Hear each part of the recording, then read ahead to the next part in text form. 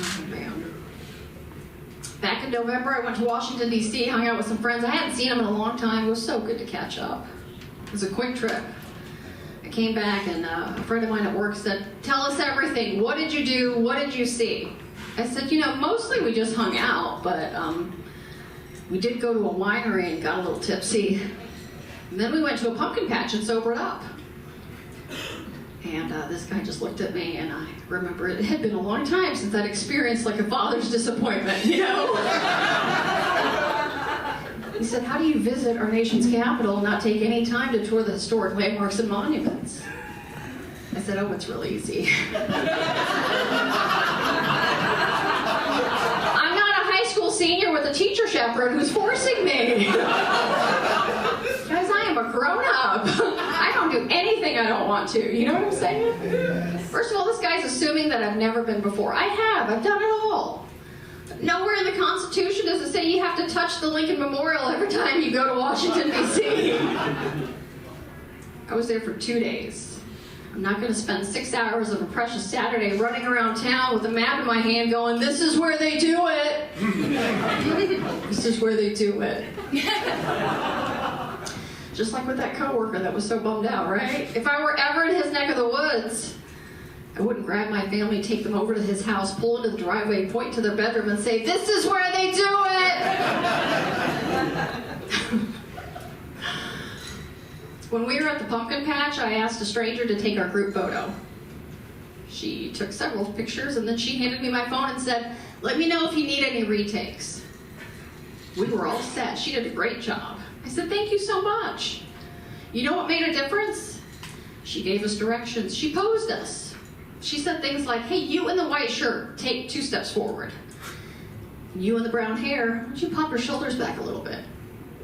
It made all the difference. But later on, I remember sitting there thinking, what if she had done the same thing but just wasn't as nice? What if she had no filter like an 8-year-old child? You just picture her. She'd be like, "Hey, muffin top!" Is that me? She's like, "Yeah, put your hand on your hips." And she was like, "Crow's feet." Is that still me? Tilt your head a little bit. I was at work trying to get from point A to point B one time. Busy hallways, I overheard this lady talking to her friends. She was really excited. It was Taco Tuesday. She was going to get the ground beef ones with the soft flour tortillas. Where is HR when you need them? Tortillas. Not on my watch. I saw something, I said something. How do you live to be 50 years of age and never have that corrected? She was with her friends. Those are not friends. Those are people actively working to keep you from getting ahead at your job. Because one day this woman's boss is going to retire, right? They'll need to replace her, and someone's going to say, "What about Barb?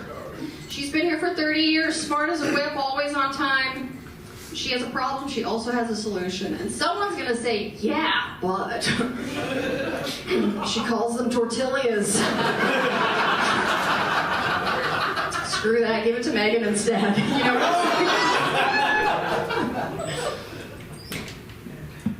I have learned that it's important to check your mail more often than once a month. There's some important stuff in there sometimes, guys. Like food recall notices from Costco. I dusted off a letter from their headquarters that said, "Looks like you purchased some of our Jif brand peanut butter. We should grab some drinks and talk about what happened someday, but in the meantime, please return it for a full refund." It's a little late for that. Mama made a happy plate, What happens when you eat all the recalled food, guys? Do you just go back to Costco and stand in the customer service desk and demand a physical? It would help to know what happened, right? I mean, it's pretty distressing to get a letter from the CEO just written in all caps. Oh man, a refund. Yeah, you're not getting off that easy, guys. I'm thinking something more like, you all covering the full expenses of an open casket funeral is more like it. I ate 48 ounces of peanut butter, guys, and I wasn't supposed to.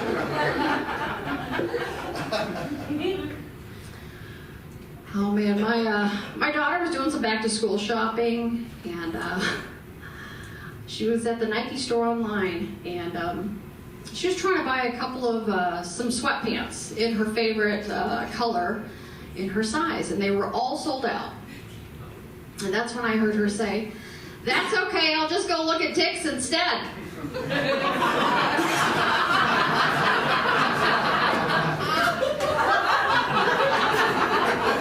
I said, "Please add sporting goods to your search engine, sweetheart."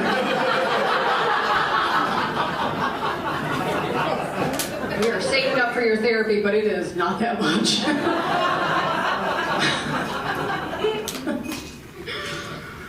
Oh man. She's 16 at the time. We're all learning as we go,